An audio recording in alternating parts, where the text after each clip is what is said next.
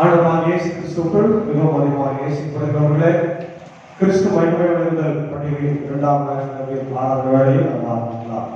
நமது ஆரம்பம் பிதா குமாரன் பரிசுத்த ஆவியின் திரியேக நாமத்தில் உள்ளது. ஆமென். கர்த்தரை நோக்கி முழங்கால் படித்து ஜெபம்.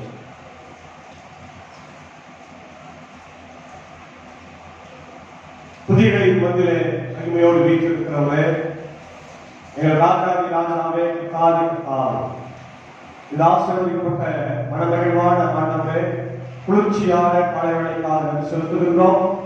கடந்த போன இரவில் எங்களோடு கூட இருந்து எங்களுக்கு நல்ல இடைப்பாடலை தந்து ஜீவனை கொடுத்து இந்த புதிய நாளை ஆண்டவரை தந்து ஆசீர்வாதமாக எங்களை எடுக்கிறதுக்காக சொல்கிறோம்.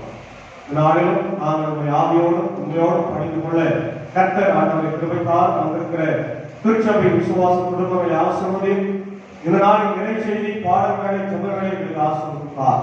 இந்த ஆண்டவருக்கு ஆண்டவரை நாளைக்கு ஆயத்தப்படுத்தின சபையில் ஆண்டவரே அன்புக்குரிய செயலர் சாரமொழி ஆண்டவரே கோயில்களை செய்திருக்காரும் இந்த ஆசீர்வதியை தொடர்ந்து தெய்வீக கிருபை உங்களோடு கொடுத்திருக்கிறது. பொறுப்பாளர்களில் வந்திருக்கிற மாணவர்கள், வாலிபர்கள், குழந்தைகள் யாவையும் பொறுப்பெடுத்து ஆசீர்வதிக்க வேண்டும் என்று சொல்லி காலை நேரத்தில் மழையினால ஆண்டவரே இயல்பு வாழ்க்கை பாதிக்கப்படாதவன், தாராளத்தை பாதிக்கப்படாதவன் என் தேவன் காத்த வேண்டும் என்று நான் சொல்லியிருக்கிறோம்.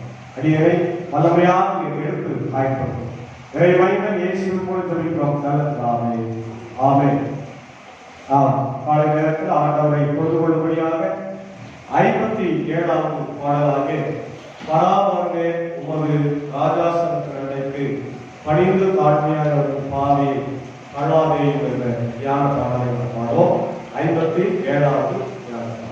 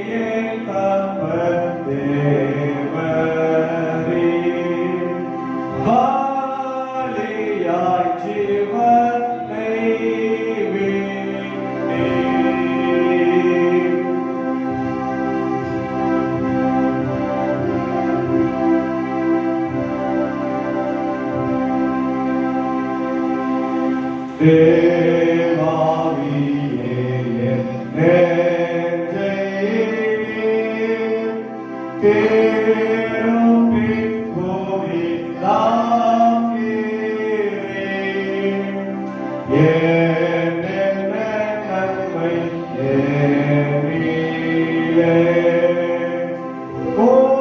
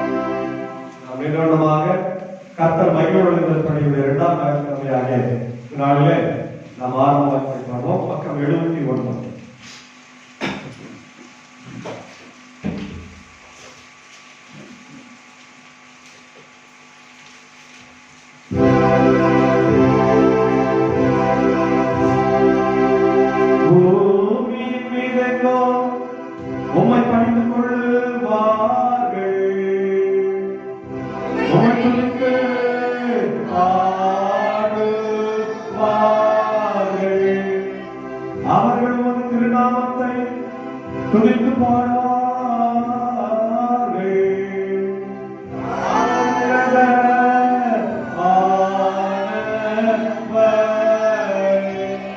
பூமியின் குடிகளே, நீங்கள் எல்லாரும் ஆர்ப்பரித்து கடவுளை கீர்த்தனம் பண்ணுங்கள்.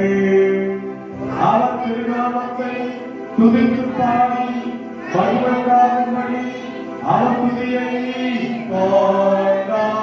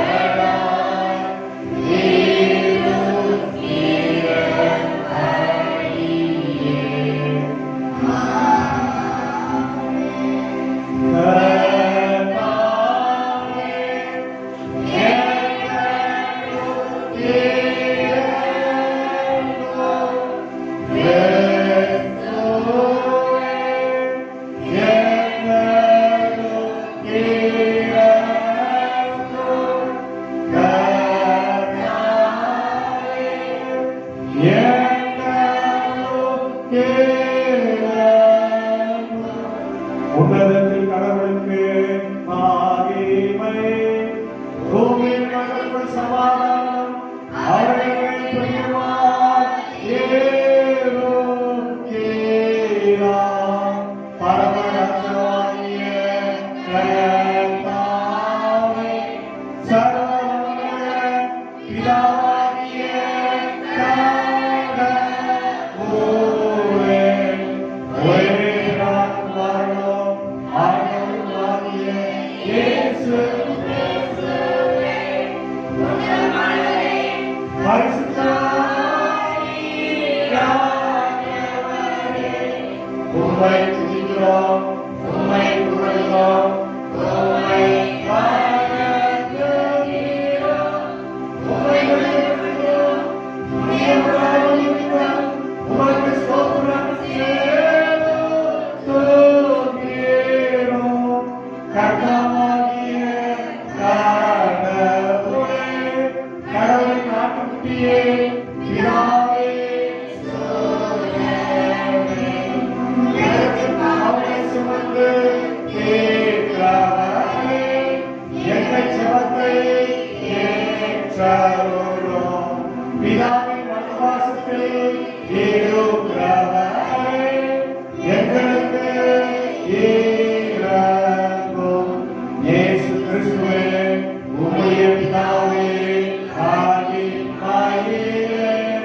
பரிசுத்த ஆவியோடு ஒருவர் பரிசுத்த ஒருவர் ஆண்டவர், ஒருவர் உன்னதமானவராய் இருக்கிறீர்.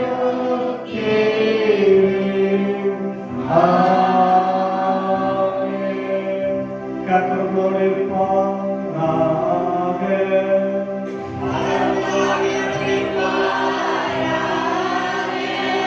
பிரார்த்தனை செய்வோமாக. சர்வத்துவ நித்திய பராபரமே, வானத்திலும் பூமியிலும் உள்ள சகலத்தையும் ஆளுகிற தேவனே, உமது ஜனங்கள் செய்யும் வேண்டுதல்களை இரக்கமாய் கேட்டு எங்கள் வாழ்நாளெல்லாம் உமது சமாதானத்தை எங்களுக்கு கட்டளையிட வேண்டும் என்று உம்மோடும் பரிசுத்தாவியோடும் ஏகத்தமாய் நன்மைக்கும் பிழை காட்டப்படுகிற உமது குமாரனாகிய நாம் இயேசு கிறிஸ்துவின் மூலமாய் உம்மை வேண்டிக் கொள்கிறோம்.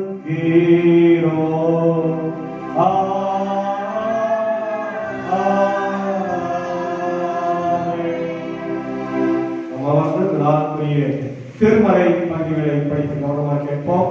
முதல் திருமறை பகுதி சங்கீதம் 128, இரண்டாவது திருமறை பகுதி ஏசாயா 62, 1-5, மூன்றாவது திருமறை பகுதி 1-12, 1-11, நான்காவது திருமறை பகுதி யோவான் 2-1-11 பகுதிகளை வாசகரித்தவர்கள் வாசகரிக்கும்படி கேட்கிறார்கள். இன்றைக்காக வாசிக்க வேண்டிய முதலாம் வேத பகுதி அது சங்கீதம் 128. கர்த்தருக்கு பயந்து அவர் வழிகளில் நடக்கிறவன் எவனோ அவன் பாக்கியவான். உன் கைகளின் பிரயாசத்தை நீ சாப்பிடுவாய், உனக்கு பாக்கியமும் நன்மையும் உண்டாயிருக்கும். உன் மனைவி உன் வீட்டாரர்களின் கனித்தரும் திராட்சை செடிகை போல் இருப்பாள். உன் பிள்ளைகள் உன் பந்தியை சுற்றிலும் ஒளிவு மர கன்றுகளைப் போல் இருப்பார்கள். இதோ கர்த்தருக்கு பயப்படுகிற மனுஷன் இவ்விதமாய் ஆசீர்வதிக்கப்படுவான். கர்த்தர் சீயோனில் இருந்து உன்னை ஆசீர்வதிப்பார். நீ ஜீவனுள்ள நாளெல்லாம் எருசலேமின் வாழ்வை காண்பாய். நீ உன் பிள்ளைகளின் பிள்ளைகளையும் இஸ்ரவேலுக்கு உண்டாகும் சமாதானத்தையும் காண்பாய். இன்றைக்காக வாசிக்க வேண்டிய முதலாம் வேத பகுதி வாசிக்க முடிவாயிற்று.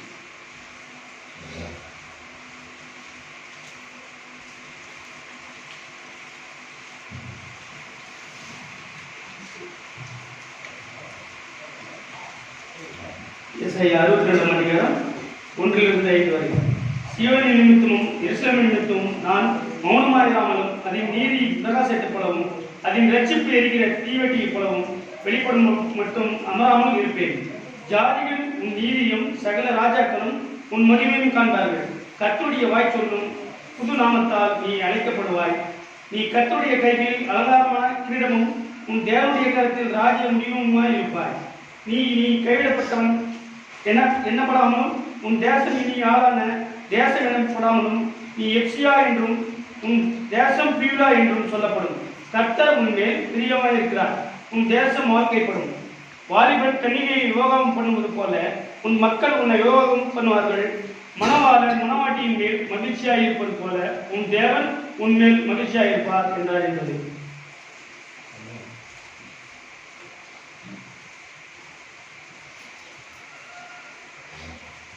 இன்றைக்கான நிருப பகுதி 1 அதிகாரம். அன்பையும் சகோதரரை ஆவிக்குரிய வாரங்களை குறித்து நீங்கள் அறியாதிருக்க எனக்கு மனதில்லை. நீங்கள் அஞ்சாடிகளாக இருந்த போது ஏவப்பட்டபடியே உண்மையான விக்கிரகங்களிடத்தில் மனதை செலுத்துவீர்கள் என்று உங்களுக்கு தெரியுமே. ஆனதால் தேவனுடைய ஆவினாலே பேசுகிற எவனும் இயேசுவே சபிக்கப்பட்டவர் என்று சொல்ல மாட்டார் என்று பரிசுத்த ஆவியினாலே என்று இயேசுவே கர்த்தர் என்று ஒருவேளும் சொல்லக்கூடாது என்றும் உங்களுக்கு தெரிவிக்கிறேன். வாரங்களில் வித்தியாசங்கள் உண்டு, ஆவியானவர் ஒருவரே. ஊழியங்களிலே வித்தியாசங்கள் உண்டு, கர்த்தர் ஒருவரே. கிரியைகளிலேயும் வித்தியாசங்கள் உண்டு, எல்லோருக்கும் எல்லாவற்றையும் நடப்பிக்கிற தேவன் ஒருவரே. ஆவியானுடைய அனுகிரகம் அவனுடைய பிரயோஜனத்துக்கென்று அளிக்கப்பட்டிருக்கிறது. எப்படியெனில் ஒருவனும் ஆவியானலே ஞானத்தை போதிக்கும் வசனமும் வேறொருவனுக்கு அந்த ஆவியானலே அறிவை உணர்த்தும் வசனமும் வேறொருவனுக்கும் அந்த ஆவியானலே விசுவாசமும் வேறொருவனுக்கும் அந்த ஆவியானலையே குணமாகும் வாரங்களும் வேறொருவனுக்கும் அற்புதங்களை செய்யும் சக்தியும் வேறொருவனுக்கும் தீர்க்க தரிசனம் உரைத்தலும் வேறொருவனுக்கும் ஆவிகளை பகுத்தலிடலும் வேறொருவனுக்கும் பற்பல பாஷைகளை பேசுதலும் வேறொருவனுக்கும் பாஷைகளை வியாபம் பண்ணுதலும் அளிக்கப்படுகிறது. இவைகள் எல்லாம் அந்த ஒருவரே ஆவியானவர் நடப்பித்து தமது சித்தத்தின்படியே அவனவனுக்கு பகிர்ந்து கொடுக்கிறார். இன்றைக்கான இருப்பது வாசிக்கின்றார்.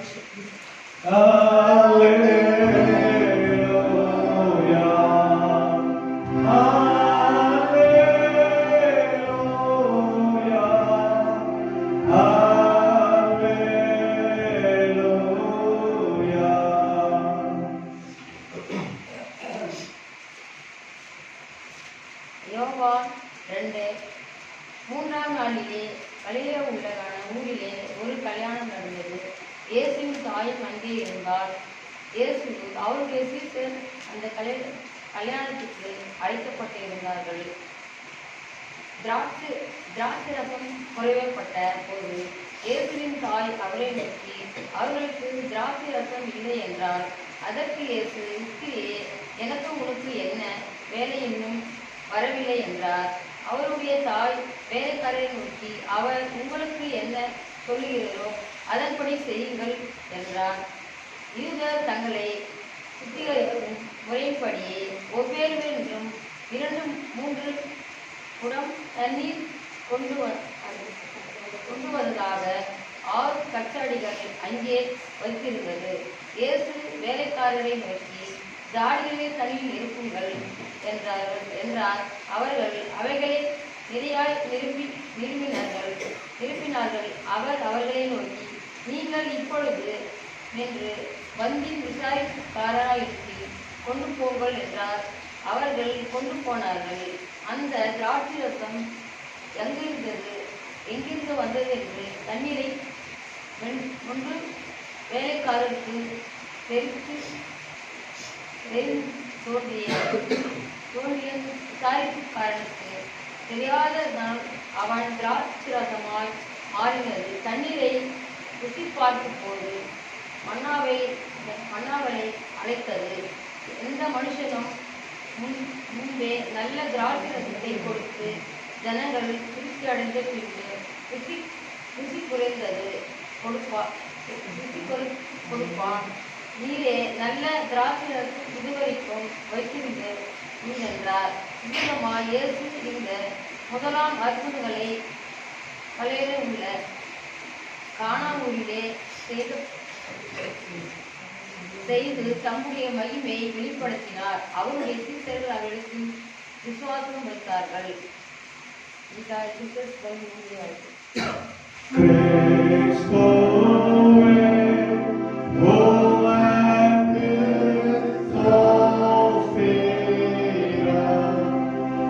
நம்முடைய வாழ்வழிக்கும் வார்த்தைகளை வாசிக்கிறதால் நமக்கு மறுமொழியார் நம்முடைய விசுவாசத்தை இந்த நாளிலே நம்மோடு சேர்ந்து சகல பரிசுத்தவான்களோடு இணைந்தவர்களால் அப்போஸ்தல விசுவாச பிரமாணத்தை பயன்படுத்துவது செய்து நம்ம செய்வோம்.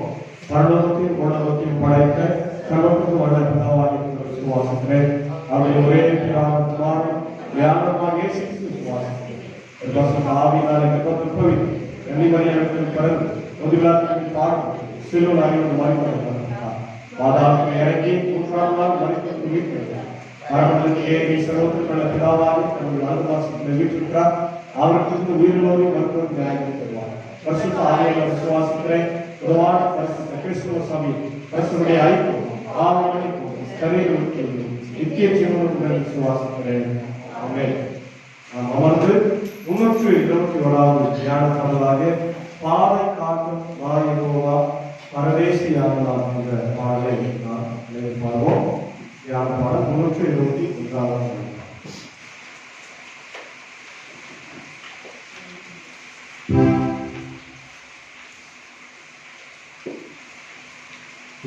Jesus.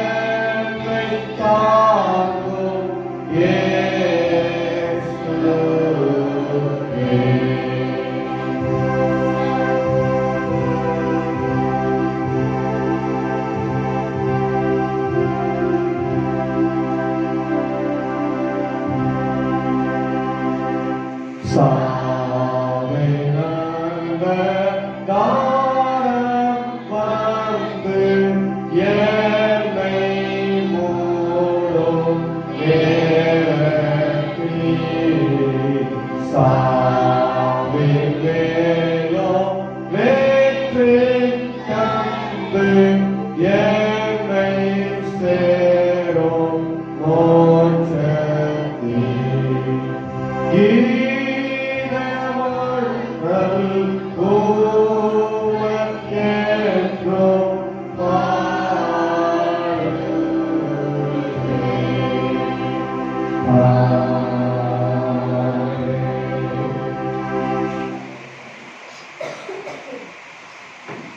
நம்மை தாய் கருவியை உருவாக்குமே பேச்சுவழி அழைத்தவரும் கல்வாரி சிலுவையின் வழியாக நம்மை ரசித்தவரும் திருவார்த்தை சாக்கரத்தின் வழியாக நம்மை ஒவ்வொரு நாளும் ஆசீர்வதித்து வழிநடத்தி வருகிற பிதா குமாரன் பரிசுத்த ஆவியாகிய திரியேக கடவுளிலிருந்து அனைவருக்கும் கிருபையும் சமாதானமும் உண்டாயிருப்பதாக.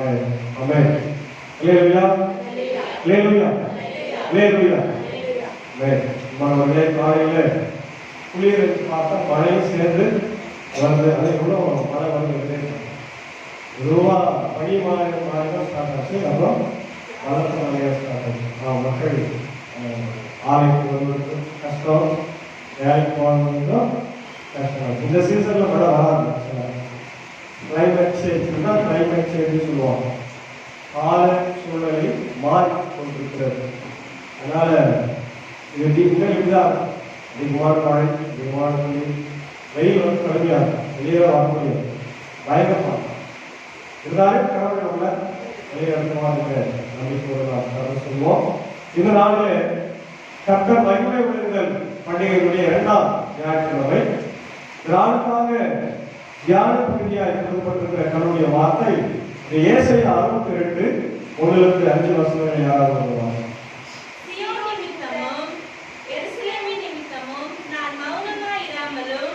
அதில் நீதி பிரகாசத்தை போலவும் அதில் ரட்சிப்பு எரிகிற தீபத்தையை போலவும் வெளிப்படும் மட்டும் அமராமலும் இருப்பேன். ஜாதிகள் உன் நீதியையும் சகல ராஜாக்களும் உன் மகிமையும் காண்பார்கள். கர்த்தருடைய வாய் சொல்லும் புது நாமத்தால் நீ அழைக்கப்படுவாய். நீ கர்த்தருடைய கையில் அலங்காரமான கிரீடமும் உன் தேவனுடைய கரத்தில் ராஜ முடியுமாய் இருப்பாய். நீ இனி கைவிடப்பட்டவன் எனப்படாமலும் உன் தேசம் இனி பாழான தேசம் எனப்படாமலும் நீ எப்சிபா என்றும் உன் தேசம் யூரா என்றும் சொல்லப்படும். கர்த்தர் உன்மேல் பிரியமாய் இருக்கிறார். உன் தேசம் வாழ்க்கைப்படும். வாலிபன் கன்னிகை விவாகம் பண்ணுவது போல உன் மக்கள் உன்னை விவாகம் பண்ணுவார்கள். மணவாளன் மணவாட்டியின் மேல் மகிழ்ச்சியாய் இருப்பது போல உன் தேவன் உன் மேல் மகிழ்ச்சியாய் இருப்பார். இந்த முக்கியமான வசனமா கடைசி வசனம் தான் 5ஆம் வசனத்தை பார்க்கிறோம். வாலிபன் கன்னிகையை விவாகம் பண்ணுவது போல மக்கள் உன்னை விவாகம் பண்ணுவார்கள். மணவாளன் மணவாட்டியின் மேல் மகிழ்ச்சியா இருப்பது போல உன் தேவன் உண்மையில். அதாவது கடவுள் இஸ்ரவேல் மக்களை எவ்வளவாய் நேசிக்கிறார் என்பதற்கான ஒரு இந்த வார்த்தை வசனம். அதனால இன்னைக்கு நீங்க பாத்தீங்கன்னா அந்த நாளுக்குரிய ரீடிங்ஸ் எல்லாம் பாருங்க. சங்கீதம் 128 எதை சொல்லுது? திருமண சங்கீதம் என்று சொல்லுவாங்க. 128 வந்து திருமணத்துல ஆசீர்வாதங்களை வாசிக்கப்படுகிற சங்கீதம் இல்லையா? அதே போல யோவான் 2:1-11 ஏசாண்டவர் காணாதுல செய்த அற்புதம், திருமணத்துல செய்தார். நிறுவனம் மட்டும்தான் மாறி இருக்கு. எபேசியர் தான் நல்லா இருக்கும். ஆனா கொரிந்தியர்ல வந்து எல்லாரும் ஒற்றுமையா இருக்கணும். ஆண்டவர் திருச்சபைக்கு என்று கொடுத்த வரங்களை பற்றி அந்த பகுதியில கொரிந்தியர்கள் அவர் ரொம்ப அழகா இருக்கும். இப்ப இந்த பகுதி இன்றைக்கு வாசிக்கின்ற ஏசாயாவுடைய பகுதி உங்களுக்கு தெரியும். கடைசி பகுதி இல்லையா? 56-66 வரையில் கடைசி பகுதி. எங்கிருந்து வராங்க? சிறையிருப்பிலிருந்து திரும்பி வராங்க. எத்தனை வருஷத்துக்கு அப்புறம்? 70 வருடங்களுக்கு தான். ஞாபகம்.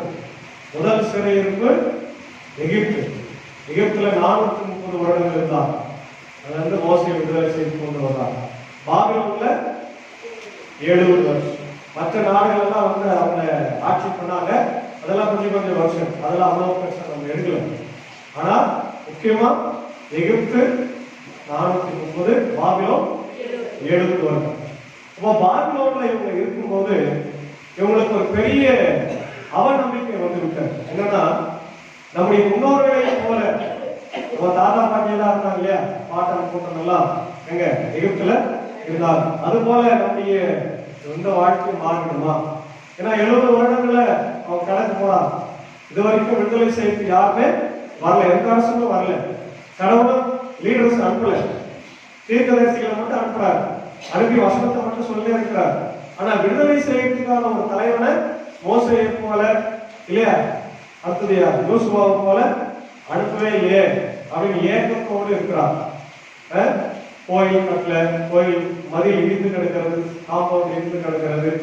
காம்பவுண்ட் நம்ம சர்ச்சுக்கு மாறி ஊருக்கு இஸ்ரவேல் தேசத்துக்கு மதில்கள் இடிந்து கிடக்கிறது, வீடுகள் எல்லாம் இடிந்து கிடக்கிறது, பாழாய் போயிருக்கிறது. 70 வருஷம் நம்ம இந்த வீட்டுல இல்லைன்னா, ஒரு வீட்டுல இல்லைன்னா இந்த வீடு என்ன, மழை பெய்யுது, வெயில் அடித்து இல்லையா, விலங்குகள் வந்து தங்கி, கோட்டாங்குருவிகள் எல்லாம் தங்கி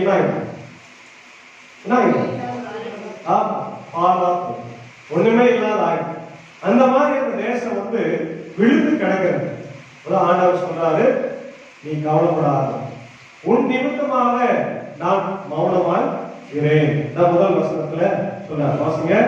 சீயோனின் நிமித்தமும் எருசலேமின் நிமித்தமும் நாம் மௌனமாய் இராமலும், அதன் நீதி பிரகாசத்தை போலவும், அதன் ரட்சிப்பு எரிகிற தீவேட்டியை போலவும் வெளிப்படும் மட்டும் அமராமலும் இருப்பேன். ஆமென். ஹல்லேலூயா. சீயோன் என்று சொன்னால் இஸ்ரவேல் தான். எருசலேம் சொல்லுவார் பொதுவா. எருசலேம் என்று சொல்லும்போது அது முழு இஸ்ரவேலையும் குறிக்கிறது. அவர் சீயோன் மீண்டும் புது நிலைமைக்கு, அது ஒரு புத்துணர்வா வருகிற வரையில, புதிய ஒரு எழுச்சியோடு வருகிற வரையில ஆண்டவர் சொன்னாரு, நான் அமைதியா இருக்க மாட்டேன். ஹல்லேலூயா. நான் அதை புனரமைப்பேன், அதுக்கு நான் புது வாழ்வை தருவேன். அது இருளில் இருக்கிறது, அதை நான் என்ன கொண்டு வரப்போறேன், வெளிச்சத்துக்கு கொண்டு வரப்போறேன் அப்படின்னு சொல்றார். அதான் நம்ம வாசம் ஏசாயா 64:12 வாசிங்க. இவைகள் இப்படி இருக்கோ, அடங்கிக் கொண்டிருப்பீரோ, மௌனமா இருந்து அதிகமா எங்களை சிறுமைப்படுத்துவீரோ, என்னை குறித்து விசாரித்து கேளாதிருந்தவர்களோ, தேடப்பட்டேன், என்னை தேடாதிருந்தவர்களே கண்டறியப்பட்டேன், என்னுடைய நாமம் விளங்காதிருந்த ஜாதியை நோக்கி, இதோ இங்கே இருக்கிறேன் என்றேன். நலமல்லாத வழியிலே தங்கள் நினைவுகளின்படி நடக்கிற புரட்டாளமான ஜனத்தண்டைக்கு நாள் முழுவதும் என் கைகளை நீட்டினேன். அந்த ஜனங்கள் என் சந்ததியிலே நிற்கும் எனக்கு கோபம் உண்டாக்கி. அந்த பகுதி என்ன சொல்லுதுன்னா, இப்படியே நான் கடைசி வரையில் இருக்க வேணாம் அப்படின்ற ஒரு ஆதரவு தீர்க்கதரிசி வெளிப்படுத்துகிறார். ஆனா ஆண்டவர் அப்படியே விட மாட்டான், இருளில விட மாட்டான். அவன் மீண்டும் ஒரு புதிய வாழ்வை நமக்கு தருவார், ஒரு ஆசீர்வாதமான வாழ்வை கட்டி எழுப்புவார் இல்லையா, ரெஸ்டோர் பண்ணுவார். ரெஸ்டோர் அப்படின்னா என்ன அர்த்தம், மீட்டுருவார். ரெஸ்டோரேஷன் அப்படின்னா பழைய பொருளை புதுமையா மாற்றம். பழைய வாழ்க்கையை, இடிந்து கிடக்கிற வாழ்க்கையை, ஒன்றுமில்லாத வாழ்க்கையை, நம்பிக்கையுடன் இருக்கிற வாழ்க்கையை ஆண்டவர் என்ன பண்ண போறாங்க, மீட்டுருவாக்கம் செய்ய போறாங்க. அதான் இந்த முதல் வசனத்துல நம்ம பார்த்தோம். அதாவது ஏசாயா 65:6 வாசிங்க. இதோ அது எனக்கு முன்பாக எழுந்திருக்கிறது, நான் மௌனமாய் இராமல் சரிக்கு சரி கட்டுவேன். நான் மௌனமா இராமல் என்ன பண்ணுவேன், என் மக்களை கஷ்டப்படுத்துறவங்களை நான் பழிவாங்குவேன் என்று சொல்றேன். இதே சங்கீதம் 28:1. சங்கீதம் 28:1. கர்த்தருக்கு பயந்து அவர் வழியில் நடக்கிறவன் எவனோ அவன் பாக்கியவான். உன் கைகளின் என் கண்மலையாகிய கர்த்தாவே, உம்மை நோக்கி கூப்பிடுகிறேன். நீர் கேளாதது போல் மௌனமாயிராதேயும். மௌனமாயிராதேயும். மௌனமா இருந்தால் நான் குழியில் இறங்குறவனுக்கு ஒப்பாவேன். ஆண்டவரை நம்ம எப்பவுமே ஆண்டவரை நோக்கி ஜெபிக்கும் போது அவன் கேட்காத மாதிரி, பார்க்காத மாதிரி இருந்தா அந்த மாதிரி ஒரு மிகப்பெரிய பரிதாப உலகத்துல இல்லவே. எந்த ஒரு பிள்ளைய ஒரு தாய் கண்டிக்கையோ கண்டு கொள்ளவில்லையோ அந்த பிள்ளை என்ன வரும், கெட்டு போகும். அப்போ ஆண்டவர் மேல அக்கறையா இருக்கிறார்னா சில நேரத்துல கண்டிக்குவார். அதனால அதெல்லாம் நம்ம பெருசா எடுக்கவே இங்க அவர் கண்டிக்கிறாரு. 70 வருஷம் முடிஞ்சிச்சு, திருப்பி அவரு சொல்றாரு, நான் உங்களை புதுசா கொண்டு வர வரையும் நான் போயவே மாட்டேன், உங்களை நான் மீட்டுருவாக்கம் செய்து புது வாழ்க்கை தருவேன். 2வது வசனம், ஜாதிகள் சகல ராஜ்யங்களும் மகிமையும் காண்பார்கள். கர்த்தருடைய வாய் சொல்லும் புது நாமத்தால் நீ அழைக்கப்படுவாய். நீ கர்த்தருடைய கையில் அலங்காரமான கிரீடமும் உன் தேவனுடைய கரத்தில் ராஜ முடிவுமாய் இருப்பாய். நீ இனி கைவிடப்பட்டவன் என்னப்படாமலும் தேசம் இனி பாழான தேசம் என்னப்படாமலும் நீ எப்சிபா என்றும் உன் தேசம் பியூலா என்றும் சொல்லப்படும். கர்த்தர் உன்மேல் பிரியமாய் இருக்கிறார். உன் தேசம் வாழ்க்கைப்படும். இப்போ மக்கள் எல்லா ஜாதிகளுக்கு சொன்னா பலதரப்பட்ட மக்கள் இல்லையா? பலதரப்பட்ட மக்களும் என்ன பண்ணுவாங்க? நீதியையும் சகல ராஜாக்களும் மகிமையையும் காண்பார். நீ திருப்பி எழுந்து வருவ. யார சொல்றாரு? இஸ்ரவேல் தேசத்தை சொல்றாங்க. எல்லா தேசத்தை அவ்வளவுதான் அழிச்சுக்க ஒழிச்சுக்க நினைச்சுக்கிறாங்க. உங்களுக்கு தெரியும் 586 BC-ல நேபுகாத்நேச்சர் என்ன பண்றாரு? பாபிலோன்ல இருந்து பெரிய படையெடுத்து போய் எருசலேம் தேவாலயத்தை இடித்து போடுகிறார். இந்த சம்பவத்தை நீங்க மறக்கக்கூடாது. 586 BC-ல முதலாக எருசலேம் தேவாலயம் இடித்து தரைமட்டமாக்கப்படுகிறது. யாருடைய ஆலயம்? அது கடவுளுடைய ஆலயம். யார் கட்டது? சாலமோன் கட்டின முதல் ஆலயம். அது இடித்து தள்ளப்படுகிறது, நொறுக்கப்படுகிறது. ஏன்னா அதுல நிறைய வெள்ளி பொன் ஆபரணங்கள் எல்லா விதமான நவரத்னங்கள் எல்லாம் அதுல அவங்க வைத்துள்ள செங்கல்ல கட்டியிருக்கிறார். வெறும் செங்கலால மட்டும் கட்டல, கல்லால் மட்டும் கட்டல. ஒவ்வொரு கல்லும் பெரிய பெரிய பாறைக்கு நடுவே தங்கத்தை உருக்கி அவர்கள் கட்டியிருந்தார். அதெல்லாம் கொள்ளையடிக்கிறதுக்காக நேபுகாத்நேச்சர் என்ன பண்றாரு? படைகளை கொண்டு போய் இதை எரிக்கிறார். எரிச்சாக என்ன தங்க உருகி வெளியே வரும் இல்லையா? அப்போ உருகி வரும்போது இந்த கல்லு எல்லாம் ஆண்டவர் சொன்ன மாதிரி ஒரு கல் மேல் ஒரு கல் இராதபடி அவர் இடித்து போடுவாங்க என்று அவர் அப்புறமா சொல்றாரு. ஆனா அது முன்னாடி நடந்தது இல்லையா? எருசலேம் தேவாலயம் முதல் முறையாக 586 BC-ல இடிக்கப்பட்டு அதை கொண்டு போக அவங்க போனாங்க. அப்போ திருப்பி நான் அதை கொண்டு வருவேன்னு சொல்றாங்க. எப்போ? நெகேமியாவுடைய நாட்களிலே அது நடக்கும். அவர் சொல்றார், அவருடைய ராஜா கிட்ட அந்நிய தேசத்துல அவர் நெகேமியா புத்தகத்தை நீங்க படிச்சீங்கன்னா நெகேமியா வந்து ஒரு அரசர்கிட்ட அர்த்த சாஸ்திர அரசர்கிட்ட வேலை செய்யறாரு. அது என்ன வேலைன்னா அவருடைய பார்த்து கொள்ளுகிற வேலை. சாப்பாடு கொடுக்குறது, தண்ணி கொடுக்குறது, அவனுக்கு உதவிக்காரனா இருக்கிறார். அவருடைய முகம் வாடி இருக்கிற நேரத்தில் அந்த ராஜா கேட்கிறார், நெகேமியாவே ஏன் உன் முகம் வாடி இருக்கிறது? என் மக்கள் எல்லாம் எங்க இருக்கிறார்? பாபிலோன் தேசத்துல சிறையில் இருக்கிறார். நாடெல்லாம் சிதறி போயிருக்கு. நாடே சந்தோஷமாவே நான் இல்லை. என் மக்கள் எல்லாம் கஷ்டத்துக்குமா நான் எப்படி ராஜா சந்தோஷமா இருக்க முடியும்? நான் என்னதான் அரண்மனையில இருந்தா வேற வழி நல்ல ராஜ சாப்பாடே சாப்பிட்டால் நல்ல பஞ்சு மெத்தையில படுத்து உறங்கினால் வெயில் குளிர்க்கு ஒரு நல்ல ரூம் இருந்தா கூட என் மக்கள் எப்படி இருக்கிறாங்க? கஷ்டப்படுகிறாங்க. நம்ம அந்த மாதிரி யோசிக்கணுமா? மழை வந்து காலையில எவ்வளவு பேர் வேலைக்கு போகணுமே எல்லாம் யோசிக்கணுமா? நைட் எல்லாம் குளிர் எவ்வளவு பேர் வெளியே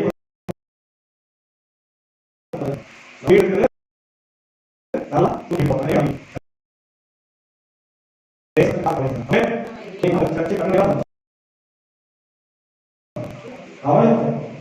அதுக்காக அழ வேண்டும். எங்கே அழுதான்? என் ஆலயம் இடிக்கப்பட்டிருக்கிறது, என் தேவனை நான் பொழுது கொள்ள முடியலையே அப்படின்னு அழுதான். உடனே அந்த ராஜா என்ன பண்ண? அவையா கோயிலை பற்றி தெரியாது, கடவுளை பற்றி தெரியாது. ஆனா நெகேமியாவை அவங்க நேசிக்கிறதுனால என்ன பண்றாங்க? கடிதம் வந்து அனுப்புறாங்க. இப்போ கட்டுப்பா. நெகேமியா யார் தெரியுமா? யார்? அவருடைய கேரக்டர் என்ன தெரியுமா? அவர் ஒரு திருநங்கை.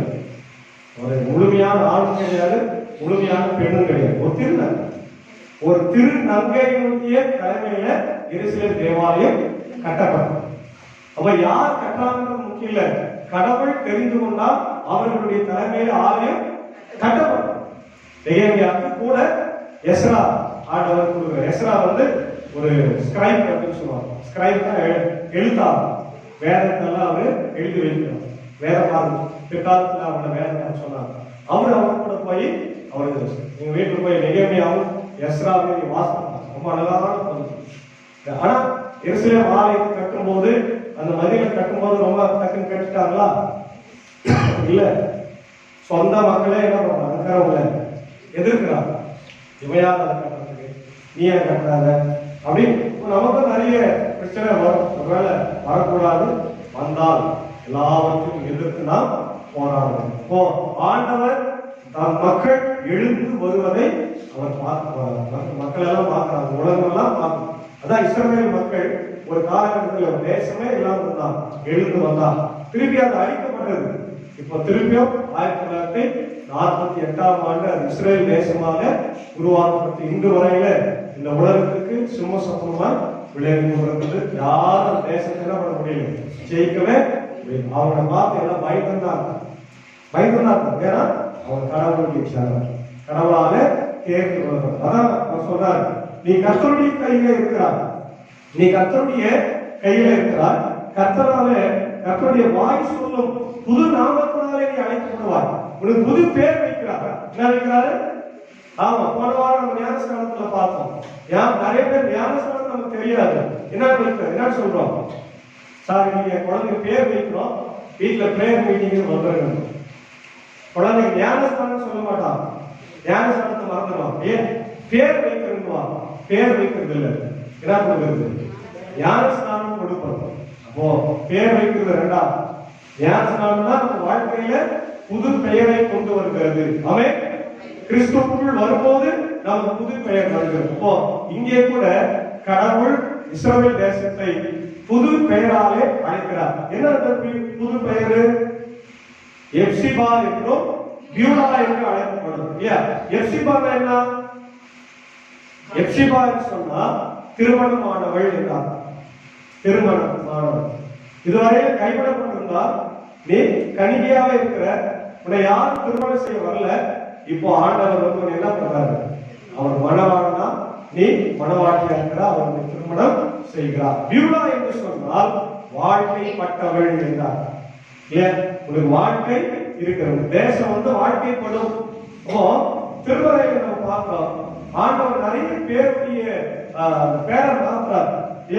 ஆதியாகமம் 17:5 வாசிங்க. உன் பேர் ஆபிராம் எனப்படாமல் ஜாதிகளுக்கு கல்பனாக ஏற்படுத்தினபடியால் உன் பேர் என்ன மாறுமா? ஆபிரகாம் அப்படிமா. அவன் பேர் ஒரிஜினல் பேர் என்ன? ஆபிராம். ஆபிராம். பின்னாடி என்ன மாத்தாரு? இந்த உலகத்துக்கு எல்லா மக்களுக்கும் நீ தான் தகப்பன்பான். அதனால உனக்கு என்ன பேர் வச்சிருக்காரு? அப்ரஹாம். சரியா?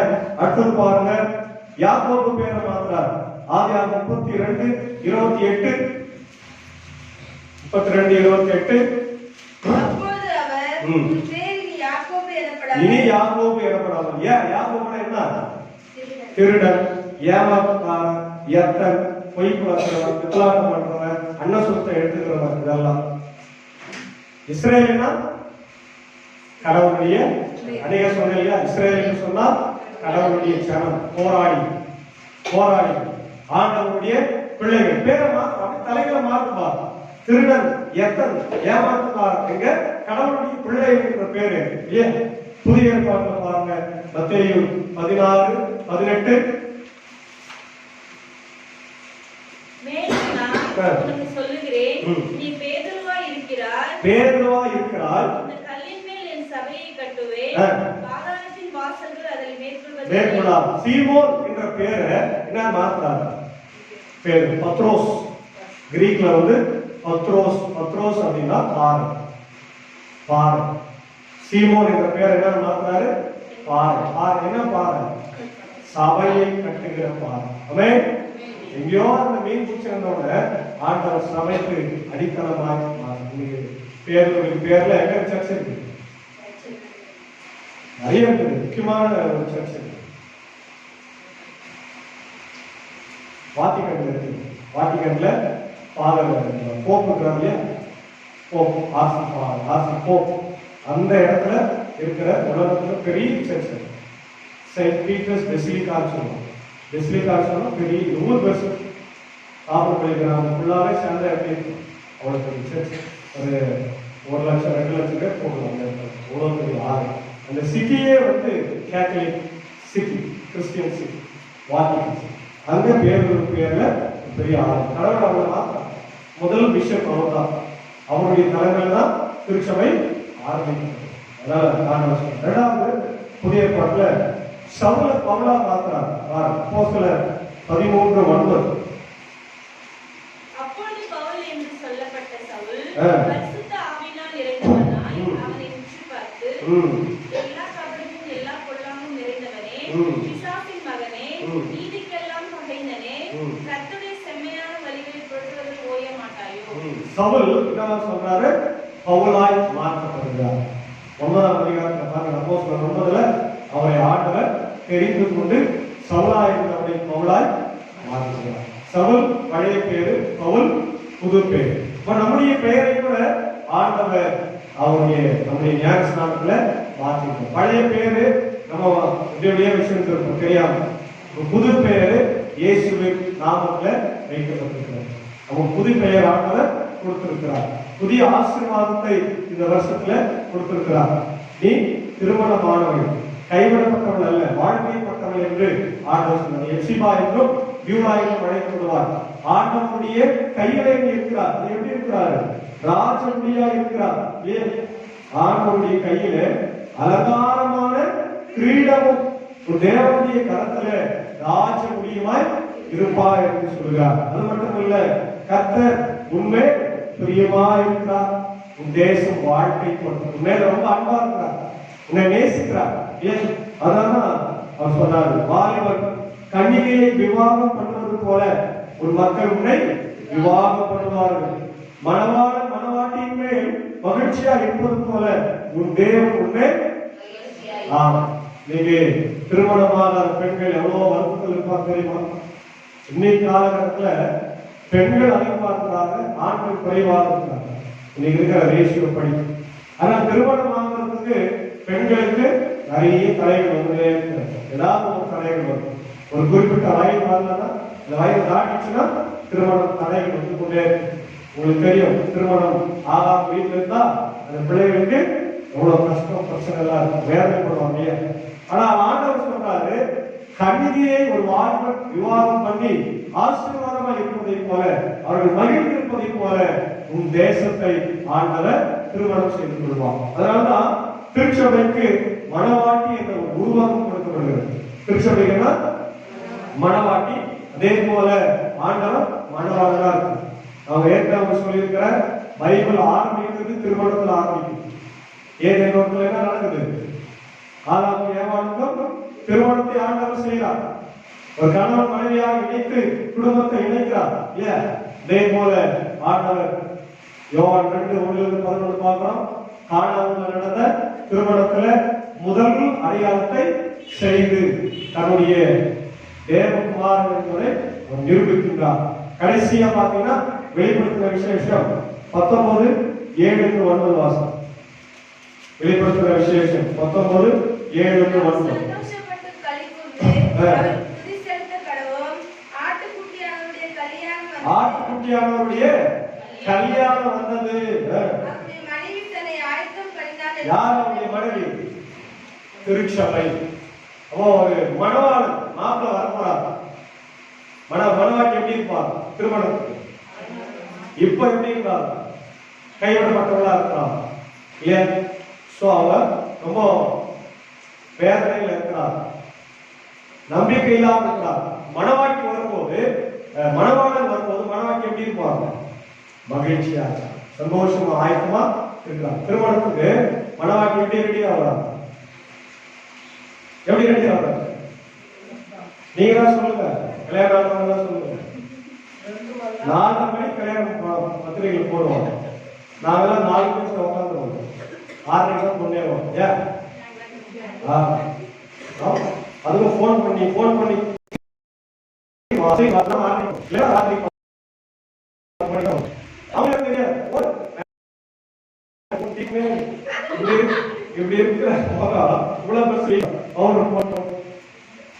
திருமணத்துக்கு மறுநாள் கூட ஆகி போவார்.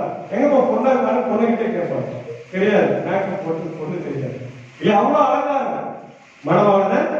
சந்தோஷம் தப்பா சொல்லுங்க. அதே போலதான் திருச்சபை எப்படி இருக்குமா?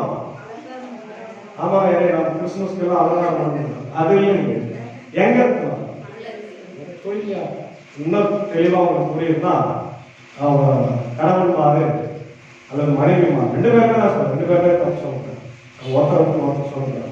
கணவனும் மனைவியும் 2 பேரும் கணவனை விட்டு மனைவி விட்டு வெளிநாட்டுக்கு போகலாம். அவன் வாழ்க்கை இன்னைக்கு நிறைய இல்லீகல் ஆக்டிவிட்டிஸ் வருதா, அதனால குடும்பத்துல குழந்தை பிரச்சனையே தவறான உறவு, திருமணத்தை தாண்டி உறவு, கணவன் எங்க இருப்பாரு, மனைவி எங்க தப்பானவர், மனைவி எங்க இருப்பாரு, கணவன் தப்பானவர், இதெல்லாம் இல்லீகல் ஆக்டிவிட்டிஸ். அப்போ ஆண்டவர் வரும்போது நம்முடைய திருச்சபை அப்படி இருந்தால் ஏற்றுக்கொள்ளப்படுமா? கணவன் வரும்போது மனைவி கைகளமாய் பிடிக்கப்பட்டால் கணவன் மனைவி ஏற்றுக்கொள்வாரா? என்ன பண்ணுவார்? உடனே அடித்து விரட்டி விடுவான். நீ என்ன சொந்தமானவோ நீ என்ன பண்ற, இன்னொருத்தருக்கு சொந்தமாயிட்டு சொல்லி விரட்டி அடிப்பான். அது விபச்சாரம். இதை நான் சொல்ல திருமாரி ரொம்ப தெளிவா சொல்ல, நீ ஆண்டவரை விட்டுட்டு போனா விபச்சாரம் செய்கிறார். Spiritual prostitution. வாசிங்க ஓசியா 1ஆம் அதிகாரம் 2ஆம் வசனம். படிக்கிறதுக்கு ரொம்ப கஷ்டமா தான் அர்த்தம், ஆனா கடுமையா தான் அர்த்தம் சொல்றேன். நீ ஆண்டவரை விட்டுட்டு போனேன்னா என்ன செய்யறது அர்த்தமா? You are doing spiritual prostitution. வாசிங்க ஓசியா 1:2. கர்த்தர் ஓசியாவை கொண்டு அழைக்கத் தொடங்கின போது கர்த்தர் ஓசியாவை நோக்கி, நீ போய் ஒரு சோரா ஸ்திரீயையும் சோரா பிள்ளைகளையும் உன்னிடமாக சேர்த்துக்கொள், தேசம் கர்த்தரை விட்டு விலகி சோராமல் போயிற்று என்றார். தேசம் என்ன ஆயிடுச்சு? கர்த்தரை விட்டு விலகி போனோம். கர்த்தரை விட்டு விலகி போனா என்ன செய்கிறார் சொல்லுங்க. அதனாலதான் கோயிலுக்கு வாங்கன்னு சொல்றேன். நீ கோயிலுக்கு வரல, நீ ஆப்சென்ட் ஆகலன்னா ஓப்பா சொல்ற, you are doing prostitution. நீ கோயிலுக்கு வரல அன்னைக்கு நீ prostitution பண்ற. ஆண்டவரை விட்டு விட்டா உன் மனவாளனை பார்ப்பதை கூட ஒரு மனைவிக்கு என்ன காரணம் சொல்லுங்க. ஒரு மனவாளனை வந்து பார்ப்பதை விட மனைவிக்கு என்ன வேலை இருக்கு? இல்லையா? நான் சொல்லுவேன். ஆண்டவர் கோபமா சொல்றாங்க, நீ என்னை விட்டு போனீங்கன்னா நீ சோரம் போயிட்டு நீ விபச்சாரம் செய்து கொண்டிருக்கிறார். ஆனால் ஆண்டவர் சொல்றார், நான் உன்னை சேர்த்து கொள்ளணும். ஓசையா சொல்றார், அந்த மாதிரி ஒரு பொண்ணை நீ திருமணம் செய்து கொள்ளணும், அவன் குழந்தையெல்லாம் பெற்றுக்கணும். ஏன்னா என் மக்கள் அப்படிதான் இருந்தா திருப்பி அந்த மக்கள் என்ன பண்ணுவாங்க? சேர்த்து கொடுப்பாங்க. அதுக்காக திருப்பி நம்ம பிராஸ்டியூஷன் பண்ணலாமா, விபச்சாரம் பண்ணலாமா, ஆண்டவருக்கு போயிடலாமா, வேதத்தை படிக்காம இருக்கலாமா, சர்ச்சைக்கு வராம இருக்கலாமா? ஆண்டவர் கொடுக்கிற மன்னிப்பை ஏற்றுக்கொண்டு நாம் வாழ வேண்டும். ஆமென். எபேசியர்ல ரொம்ப அழகா சொல்றாரு, வாசம் எடுங்க. எபேசியர் 5ஆம் அதிகாரம். நம்ம எப்படி கூப்பிட்டுருக்கிறார் பாருங்க, அழைத்திருக்கிற எபேசியர் 5:26, 27. தாம் அதை திருவசனத்தை கொண்டு கண்ணீரை முழக்கினார், சுத்திகரித்து பரிசுத்தமாக்குகிறதற்கும் கரைக்கீரை முதலானவைகள் ஒன்றும் இல்லாமல் பரிசுத்தமும் பிழையற்றதுமான மகிமையுள்ள சபையாக அதை தமக்கு முன் நிறுத்திக் கொள்வதற்கும் தம்மை தாமே அதற்கு ஒப்பு கொடுத்தார். எது கொடுத்தாரு? யார் பற்றி சொல்றாரு? ஏசாவை பற்றி சொல்றாரு. திருச்சபை என்கின்ற மணவாட்டியை அவர் மீட்டெடுக்கும்படி தன்னை தானே சிலுவையில ஒரு மனைவியை மீட்டு மாட்டிக்கினாங்க. ஒருத்தர் மாட்டிக்கினாங்க. அந்த மனைவியை மீட்டு எடுக்கும்படியா பிசாசு தான், வேற யாரு? பிசாசு கிட்ட போய் நம்ம எல்லாம் மாட்டிக்கணும் மனைவி. அப்ப பிசாசு கிட்ட நம்மளை காப்பாற்றணும்னா அந்த பிசாசுக்கு ஈடா என்ன கொடுக்குறாரு? தன் உயிரை கொடுத்தார். ஆமென். அல்லேலூயா. அதனால மனவாட்டி வந்து சுலபமா நீங்க வந்து நினைக்கக்கூடாது. ஆண்டவருடைய மீட்பு சுலபமா நமக்கு கிடைக்கல. அவருடைய தியாகம், அவருடைய பால், அவருடைய மரணம், குற்றமில்லாமல் சிந்தப்பட்ட ரத்தத்தினால்தான் இந்த மனவாட்டியாகிய திருச்சபையை அவர் கழுவி இருக்கிறார். திருவசனத்தினாலே கழுவி இருக்கிறார், திருமுழுக்கினால் கழுவி இருக்கிறார், பரிசுத்தமான ரத்தத்தினாலே ஒவ்வொரு ராப்போதத்திலும் நம்மளை கழுவுகிறார். சரியா? விலையேற பெற்ற ரத்தத்தினால நம்ம மீட்கணும். ஆமென். அப்போ இனி நம்ம சோரம் போலாமா? ஆப்சென்ட் ஆகலாமா? சர்ச்சுக்கு நீங்க ஆப்சென்ட் ஆனீங்கன்னா விசாரம் பண்றீங்கன்னா ஓசியா இருந்தா சொல்றேன் தெளிவா. அப்போ ஆண்டவரை விட்டு நாம பின்வாங்காம இருக்க வேண்டும். கடைசியில் ஆண்டவர் தான் செய்யக்கூடாது. அவர் வரும்போது திருச்சபை கரைகரையற்று இருக்கிறோம், பரிசுத்தமா இருக்கணும். கணவன் எப்போ வராது? வெளிநாட்டுல இருந்து எப்போனாலும் வருவார். மிட் நைட்ல வந்து கதவு கட்டுவார். மனைவி தூய்மையா இருக்கு, காத்திருக்க வேண்டும். கணவனுக்காக காத்து. ஆண்டவர் வரன்னு சொல்லிட்டு போனார். வந்தாரா? ஆனா பரவாயில்ல, கண்டிப்பா எப்பன்னு தெரியாது, அது அவருக்கு தெரியாது. அவரே சொல்றார், நான் எப்போ இருக்கிறேன் யாருக்கு தான் தெரியும், நாளிகை நேரம் குமாரன் ஐயா என்று வேதம் சொல்லுங்க. அப்போ திருச்சபையும் மனவாட்டியாக இருக்கிற நாம் ஆண்டவருக்காக தூய்மையால் இந்த வாழ்க்கையை காக்கணும். அதனால இந்த சப்போர்ட்டிவ் ப்ராசஸா சங்கீதம் 128 யோவான் 2 கொடுத்திருக்கிறார். சங்கீதம் 128 முழுக்க பிசிக்கலா நமக்கு நம்முடைய திருமணத்துல நம்ம என்னென்ன செய்யணும்ன்றத சொல்றார். கடவுளுக்கு பயந்து நடந்தா நீ ஆசீர்வதிக்கப்படுவார், கணவன் ஆசீர்வதிக்கப்படுவார், அவருடைய கருத்து கிரியைகள் வேற ஆசீர்வதிக்கப்படும், மனைவியை ஆசீர்வதிப்பார், பிள்ளைகளை கொடுப்பார், பிள்ளைகளின் பிள்ளைகளை காண்பாய், இஸ்ரவேலுக்கு சமாதானத்தை காண்பாய். உலகமான ஆசீர்வாதத்தை அவரு. அப்ப நீ கடவுளை தேடி வரும்போது நீ சும்மா விட்டுவாரா? உனக்கு எல்லா ஆசீர்வாதம் தரா. நீ உலகப்பிரகாரமா வாழக்கூடிய உன் கணவனை, உன் மனைவியை, உனக்கு தாத்தா பாட்டி எல்லாத்தையும் பார்க்கிற அளவுக்கு, பேர பிள்ளைகளெல்லாம் பார்க்கிற அளவுக்கு இன்னைக்கு ஆசீர்வாதம். அதே போல நீ ஆண்டவரை தேடி வந்தா உன் வாழ்க்கையில ஏற்படுகிற குறைவை நிறைவாக்குகிறார். யோவான் 2ஆம் அதிகாரத்தில் அதான் பார்ப்போம். இன்னைக்கு குறைகள் இல்லாத ஒரு குடும்பம் இருக்குதா? எல்லாருக்கும் இருக்குது. எல்லாருடைய வாழ்க்கையில ஏதாவது ஒரு குறைவு இருக்கும். பணம் மட்டும் இல்ல, சமாதான குறைவு இருக்கும், சந்தோஷ குறைவு இருக்கும், மனமகிழ்ச்சி இல்லாமல் இருக்கலாம். ஏதோ ஒரு குறைவு இருக்கும். அந்த குறைவை தேடி நீ ஆண்டவரிடத்தில் வரும்போது அந்த குறைவை நிறைவாக்குகிறது.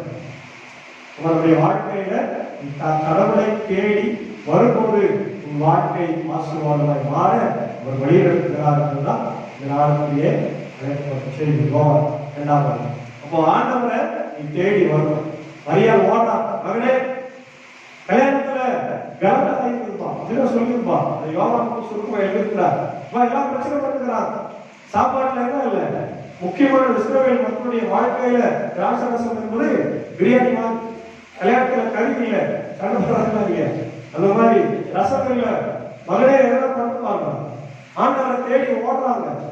ஆண்டவர் நீங்க தேடி வந்துல உங்களுக்கு நான் அர்த்தம் போமா, வெறும் தண்ணீரை நீங்க பார்க்கல, ஆண்டவர் ருசி உள்ளதாக மாற்றுகிறார். அல்லேலூயா. நம்ம கூட அதுல வெளியே இருக்கோம், கால் பண்ணுற தனியா இருக்கோம். ஆண்டவர் நம்மளை பீடத்துக்கு கொண்டு வந்து பிள்ளைகளாக மாற்றி எப்சிபா என்றும் பியூலா என்றும் வாழ்த்துகிறார். அல்லேலூயா. நம்ம ஆண்டவரை விட்டு சோற போலாமா? ஆண்டவரை விட்டு போயிடலாமா? இல்லை.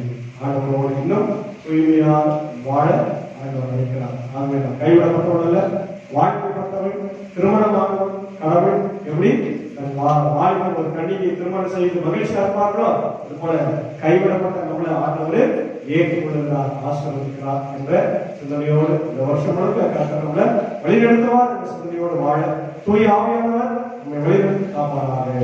ஆமென். எல்லாவற்றிற்கும் மேலான தெய்வீக சமாதானம் நிறைவேற்ற சிந்தனைகளை இயேசு கிறிஸ்துவுக்குள் காத்துவதாக. ஆமென். நாம் எழுதிவிட்டு ஸ்தோத்திரம் பண்ணியிருப்பார். கடவுளே சுத்த இருதயத்தை என்னிலே சிருஷ்டியும் இறைவனாய ஆவியை என் உள்ளத்திலே புகுத்தியும் உமது சமூகத்திலே என்னை தள்ளி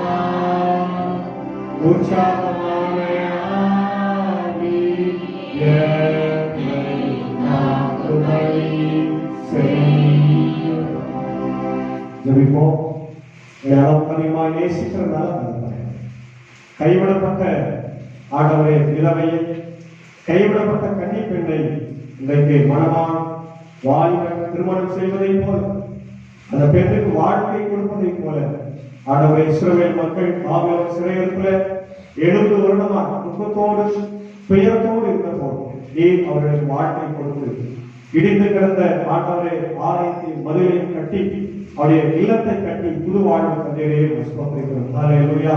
நன்றி ஆண்டவரே. எங்கள் வாழ்க்கை இடிந்து கிடக்கிறது, நாங்கள் கைவிடப்பட்டிருக்கிறோம். ஆனால் நீ சொல்லியிருக்கிறேன், நாங்கள் ஆண்டவருடைய கரத்துல ராஜபடியா இருக்கிறோம். நாங்கள் ராஜபடியா இருக்கிறோம். இந்த கரத்துல அலங்கார கிரீடமா இருக்கிறோம். நாங்கள் எப்சிபா இருக்கிறோம், பியூலா இருக்கிறோம், அழைக்கப்பட்டிருக்கிறோம். ராஜா இந்த ஆசீர்வாதத்தை எங்களுக்கு தந்து வழிநடத்தும்.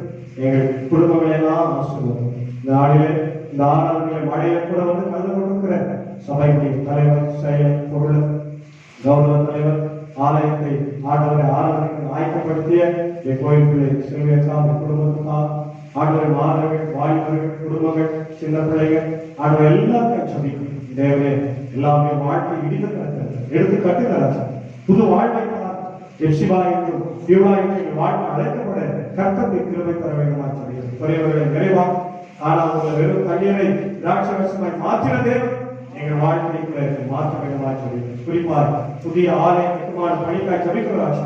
தேவைகள் நிறைய மலை போல தேவைகள் உண்டு ராஜா. நாங்கள் கடுகு போல இருக்கிறோம், ஆனால் தேவனை பெரிய பெரிய காரியங்களை செய்கிறேன். அல்லேலூயா. ஆமா, நீ பெரிய காரியங்களை செய்ய போகிறேன். இந்த சிறிய கிராமத்துல ஒரு பெரிய ஆலயத்தை நாங்கள் கட்ட திட்டமிட்டிருக்கிறோம். என் தேவன் எங்களோடு இருந்து எங்கள் கரங்களை பலப்படுத்த வேண்டும் என்று எங்கள் ஆலோசனை தர வேண்டுமா சொல்லி இதற்காக ஆண்டவரே களத்தில் நின்று பணியாற்ற போகிற சபையுடைய பொறுப்பாளர்கள், அனைத்து குடும்பங்களை ஆண்டவர் ஆசீர்வாதம். இதற்காக நான் தெரிவு செய்த இன்ஜினியருக்காக ஜெபிக்கிறோம். ஆண்டவர் நல்ல பலத்திற்காக வழியா நல்ல ஆலோசனைகளை கொடுத்து ஆண்டவரை சபையை கட்ட தெரிவித்தார்.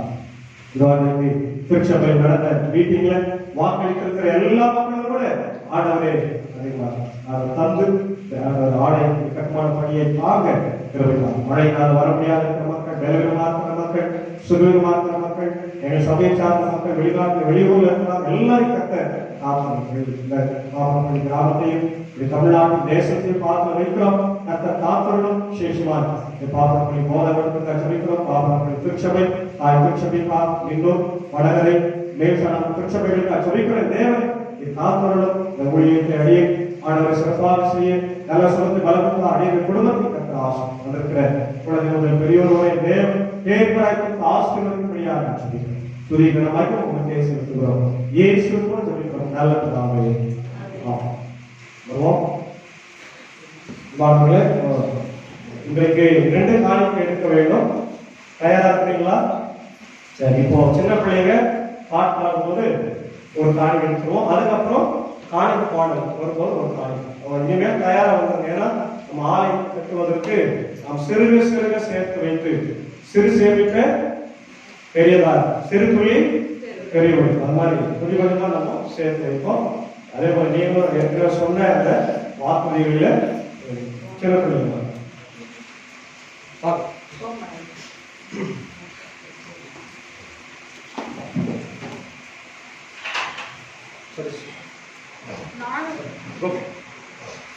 நான் உன்னை தாயின் வயிற்றில் முன்னே நிச்சயமாக இருப்பேன்.